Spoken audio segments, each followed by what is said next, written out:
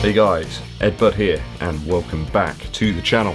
Today I'm asking the question whether the Nike Air Zoom Tempo Next % will trump the Saucony Endorphin Speed and the Nike Zoom Fly 3. This one just keeps on hanging in there. It's like the walking dead of running shoes. If you haven't done so already guys, please hit that subscribe button and click the bell for notifications of when I launch those new shoe-rated videos. It also helps the channel out a huge amount if you give this video a thumbs up, like, and share it with your running buddies.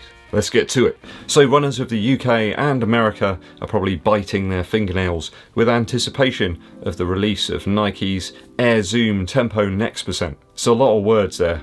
It's a long shoe name, that one. It looks like being a training partner to the Nike Air Zoom Alphafly Next %. We got AirPods, we got React foam, we got lots of ZoomX, and some type of plate in the midsole. It's like a nice big cereal bowl full of cold milk. We got bran flakes, Frosties, Lucky Charms, and maybe a spread of honey on top too.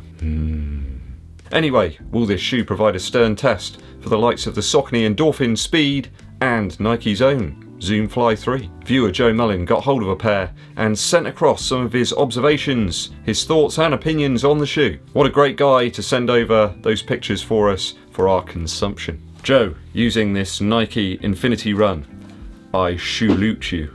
Stats wise, Joe says that the Nike Air Zoom Tempo Next % in his UK size 10 comes in at 300 grams. So it's quite a bit heavier than the Saucony Endorphin Speed, which clocks in at around about 260 grams in my UK size 11. So we could be looking at about 50 grams difference there in the size 10. An interesting observation, Joe mentioned that the insole within the Tempo Next % is glued in. It's not one of those you can remove or perhaps replace. So a slightly different approach there from Nike from the Zoom Fly series of shoes. They all had removable insoles of varying different thicknesses. In the toe box of the shoe we see an almost mesh-like material, and there are some distinct nods to the Infinity Run around the top of the foot. Here you can see the mesh certainly does seem similar. It does seem to vary actually quite a lot on the Tempo Next % in terms of how tightly knit it is. Quite tight in the toe box, and then it seems to get slightly looser as it goes around the midfoot. The lofted flyknit on the Infinity Run here does actually look quite similar to that featured on the Tempo Next %. I really love the upper on this shoe. It was really great in all sorts of different weather conditions actually. I quite enjoyed it when it was colder.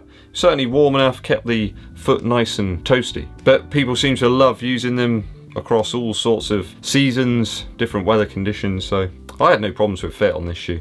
A lot of people did, but I didn't. Recently I've been using this shoe a lot for post-run recovery, mainly due to the fitting but forgiving nature of the upper. Certainly the heel counter here is reminiscent of the Alphafly and Next % setup, with that cushion strip bending around the heel area. The tongue certainly looks like the Vaporfly 4% or the Zoomfly flyknit material seen here on the 4% flyknit, right up through the middle here. Very, very similar. Maybe that's just to supply a little bit of give there to help get the shoe on. It's quite flexible actually, the stuff that's used within the middle of the shoe here. And of course we see that offset lacing that we've seen before on the Next %, though no small eyelet nodules like we see on the flyknit upper of the 4% here. Some people didn't like those. They felt they kind of dug into the top of their foot a little bit and caused them a little bit of discomfort as the miles began to stack up. I guess lacing here, if anything, is more reminiscent of the Pegasus Turbo 2. It's kind of a mishmash of loads of Nike shoes, as you can see. Midsole wise, we've certainly got a very high stack height here.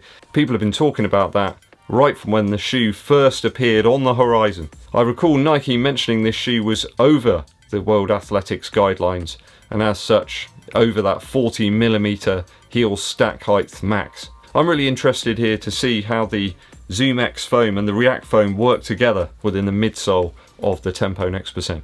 It does appear that the React part of the shoe goes right up underneath the arch of the foot, and then it's kind of butt up against the forefoot rubber section. It would be interesting to know how far that React section does creep up into the midsole of the shoe. Looking at some of the videos from Nike's website, it does seem that there's quite a lot of ZoomX in the shoe, but that heel wedge does seem to come up right underneath the secondary section of ZoomX.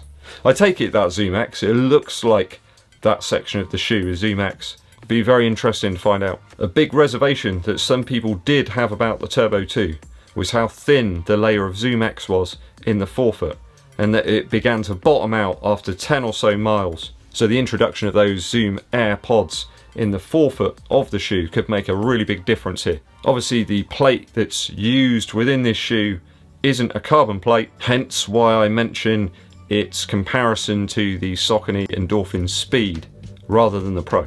There's certainly a very aggressive traction pattern on the outsole of the Tempo Next percent. In that forefoot area, it's very reminiscent of the one seen on the underside of the Alpha Fly. And thinking about it, it doesn't look hugely dissimilar in the heel area to the Zoom Fly 3 here. You can see that they've hollowed out quite a lot of the foam on the Tempo Next percent. This section here just not really needed on the Zoom Fly 3. Made it a very weighty shoe. In my size, this one clocked in at 314 grams, so we might be looking at a very similar weight for my size of the Tempo Next percent. So from my perspective, this shoe looks like a cross between about 4 other Nike shoes. So there's hints of the Vaporfly 4% Flyknit in the upper, with this Flyknit section through the middle here, where the tongue would be, I suppose.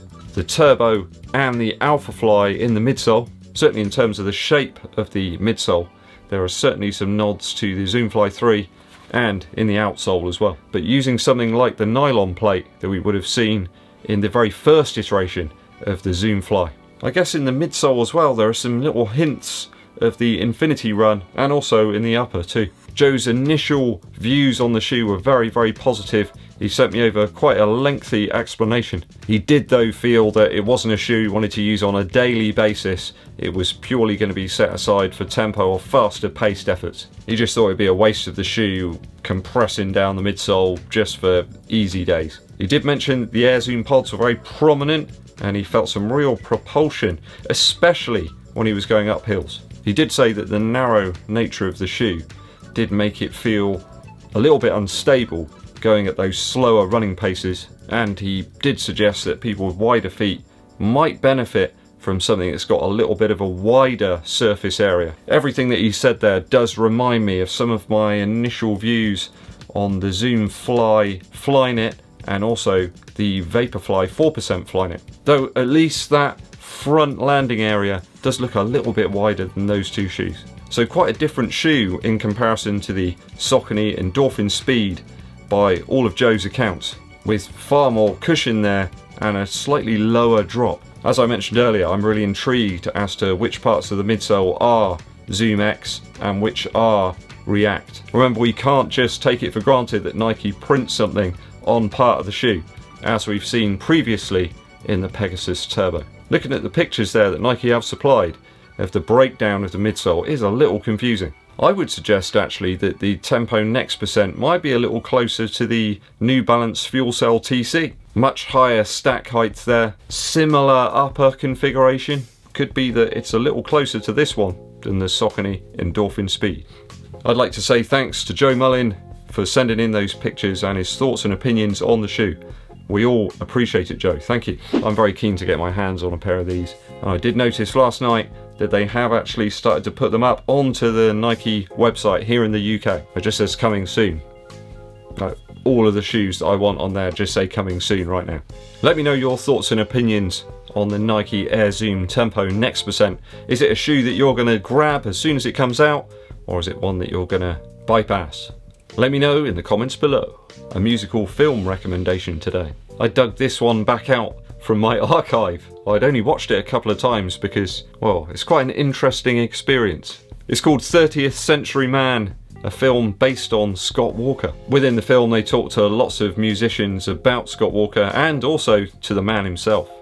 Some of his very strange studio behaviours to produce certain sounds. There's a really interesting bit in there where he's got them to construct a table specifically of certain dimensions and thickness and materials, and then he gets people to bang cups on the table just to get exactly the right sound. I absolutely love Scott Walker's stuff. There's some beautiful ballad type tunes and some really quite unnerving, very strange atmospheric material as well. Probably not for everybody, but very intriguing nonetheless. There's an air of mystery about the guy, and I think that's really cool when an artist has that type of character and such a varied back catalogue. So if you're feeling brave, do go and check it out. 30th Century Man by Scott Walker.